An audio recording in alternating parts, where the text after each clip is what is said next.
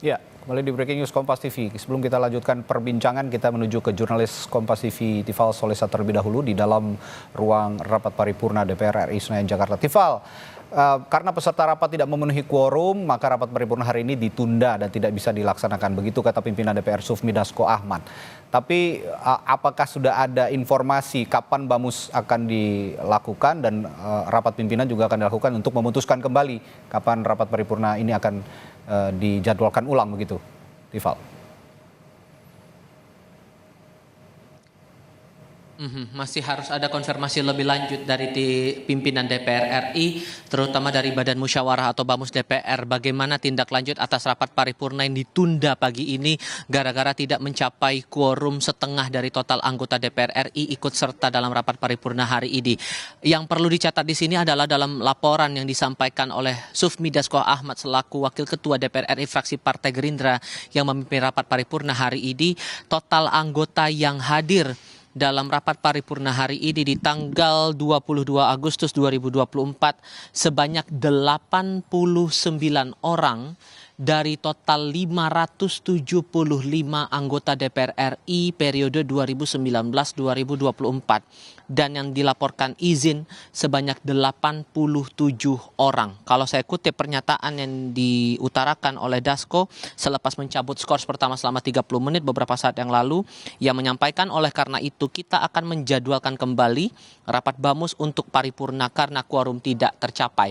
Apa bentuk tindak lanjutnya ini juga masih harus kami konfirmasi lagi, terutama yang menarik di sini adalah pihak-pihak mana saja yang absen atau tidak hadir dalam rapat paripurna hari ini. Karena secara kasat mata kalau saya lihat perwakilan setiap fraksi ini sudah berada di dalam ruang rapat paripurna sebelum rapat dibuka pada pukul 9.30 waktu Indonesia bagian Barat tadi. Namun kemudian dari awal di sesi pertama di 9.30 tidak sampai quorum, jumlah anggota tidak sampai 100 orang bahkan, maka kemudian Dasko selaku pimpinan rapat memutuskan untuk skors selama 30 menit di sesi pertama.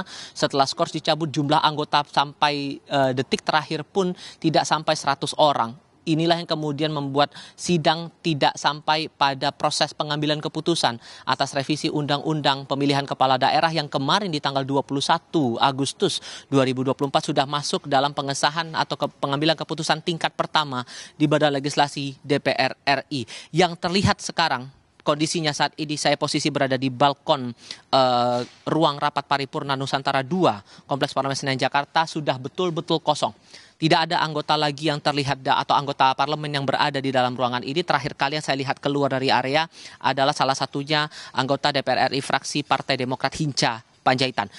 Masih butuh konfirmasi lagi soal bagaimana tindak lanjutnya, tapi yang jelas dalam tata tertib DPR itu persis daripada pasal 279 dan pasal 281 syarat pengambilan keputusan bisa dilakukan dalam rapat paripurna dan hasil dari putusan itu dianggap sah apabila jumlah anggota yang hadir setidaknya separuh dari total anggota yang 575 anggota itu, plus dengan syarat berikutnya setengah dari total fraksi yang ada di parlemen ini ikut serta dalam rapat paripurna. Secara fraksi oke, ini sudah memenuhi, tapi jumlah anggota ini yang tidak sampai quorum sesuai dengan tata tertib DPR. Radi.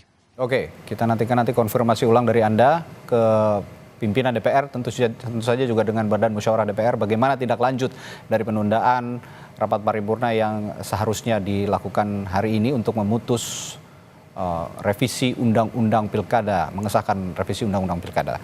Terima kasih Tifal Solesa dari dalam gedung DPR RI Senayan Jakarta. Ini kalau kita lihat Prof. Aan, saya akan kembali berbincang dengan Prof. Aan ini. Kalau kita lihat penundaan ini mau menentang diam-diam atau hanya menunda saja kira-kira kalau menurut Anda, Prof. Aan? Iya, ya pertama memang ada problem ya di quorum. Tapi kalau melihat hasilnya kemarin 8-1, seharusnya kan sudah mayoritas ya. Sehingga kalau mau datang semuanya tentunya akan quorum ya, akan quorum walaupun satu fraksi tidak ikut tadi.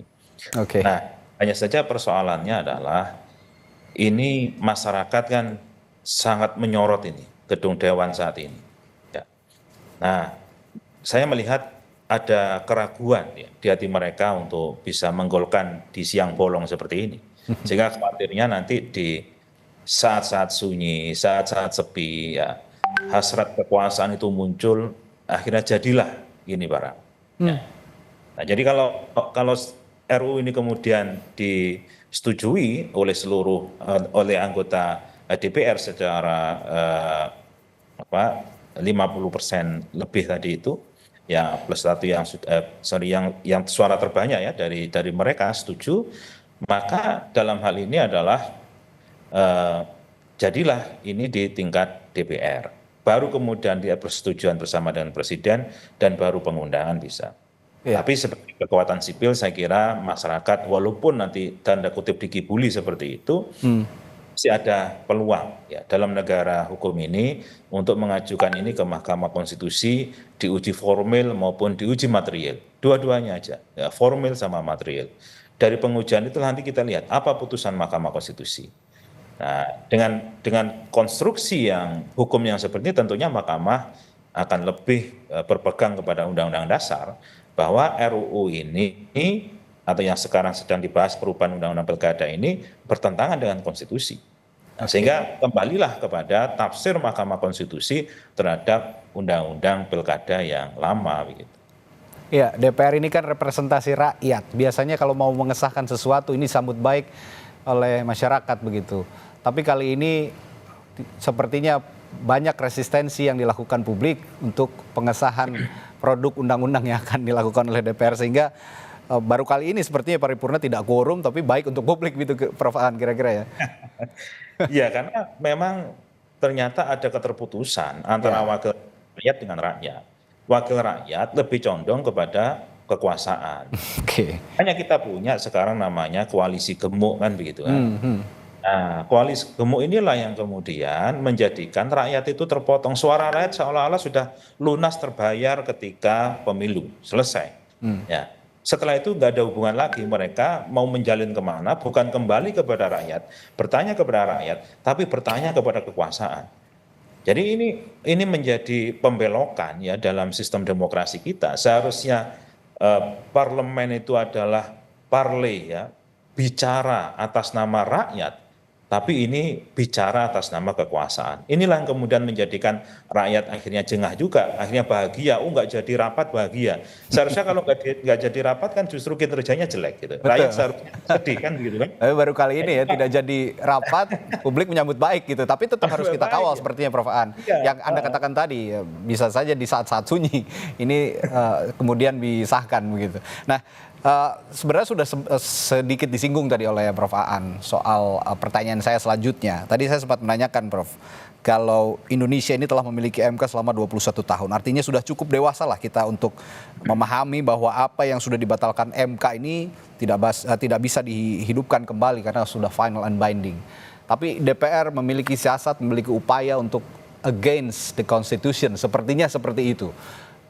Pertanyaan saya sederhana, pola pikir apa yang Anda baca dari para anggota parlemen ini dalam upayanya mengubah atau merevisi Undang-Undang Pilkada sebenarnya? Ya, pola pikir kekuasaan. Ya. Jadi bukan pola pikir demokrasi. Demokrasi itu mengabdi kepada kepentingan rakyat, tapi ini mengabdi kepada kepentingan kekuasaan.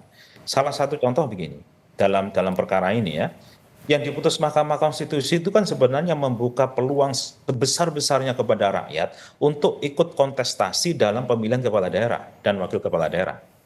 Sehingga kalau dulu sangat dikuasai oleh hegemoni partai yang mempunyai kursi, sekarang dibuka. Partai yang tidak punya kursi pun bisa mengajukan calon. Kan begitu. Seharusnya siapa yang diuntungkan kalau calonnya banyak? Seharusnya rakyat gitu ya. Tapi justru yang terjadi adalah ini alergi ini terhadap keterbukaan terhadap rakyat yang banyak. Kalau bisa itu lawan bumbung kosong. Kalau bisa lewat kotak kosong kan begitu kan? Tidak ada lawan kan begitu. Sehingga tidak perlu bekerja keras-keras ya untuk memenangkan. Gak ada lawannya kan begitu. Tinggal daftar, duduk, diam, lihat hasilnya selesai. Nah, ini kan justru ada anomali sebenarnya di sini kan. Ada keterbalikan terhadap demokrasi. Jadi sekali lagi demokrasinya bukan mendengarkan suara rakyat, tapi ada suara lain yang didengarkan. Suara apa itu? Suara kekuasaan. Sehingga apa? mempertahankan kekuasaannya. Caranya bagaimana? Caranya dengan membentuk hukum agar hukum itu mengabdi kepada kekuasaan. Itulah disebut dengan negara autokrasi. Ya. Ini memang sangat mirip dengan monarki. Hanya bedanya sedikit aja. Kalau monarki itu memang dari dari garis keturunan. Kalau autokrasi, ya negara dikendalikan oleh satu orang, satu kekuasaan. Nah, gennya tidak begitu kelihatan, walaupun ya samar-samar sih sekarang gennya gitu ya. Tapi ya tidak harus seperti kerajaan yang memang keturunan dari atas ke bawah. Ya. Tapi ngomong-ngomong monarki, ada yang menyinggung Raja Jawa nih sepertinya kemarin, Prof. Aan. Tapi ya apapun yang terjadi saat ini di gedung DPR begitu, meskipun tidak bisa dilaksanakan karena tidak quorum, kita tetap kawal bersama bahwa ada ruang-ruang sunyi yang harus diwaspadai sepertinya memang jika memang ini nanti tidak jadi dilaksanakan hari ini rapat paripurna dan aksi unjuk rasa akhirnya tidak melihat apa yang diputuskan hari ini DPR itu tidak jadi, tetap saja harus kita kawal. Kami juga dari media tentu akan terus menyoroti gedung DPR sehingga tahu apa alasan sebenarnya, meskipun tadi Prof. Aan sudah menyinggung bahwa ini adalah orientasi kekuasaan. Ini harus diperjelas kepada publik, tujuan utama dari DPR mengesahkan revisi Undang-Undang Pilkada, dan ada resistensi dari publik yang harus juga kita kawal bagaimana penyelesaiannya. Baik.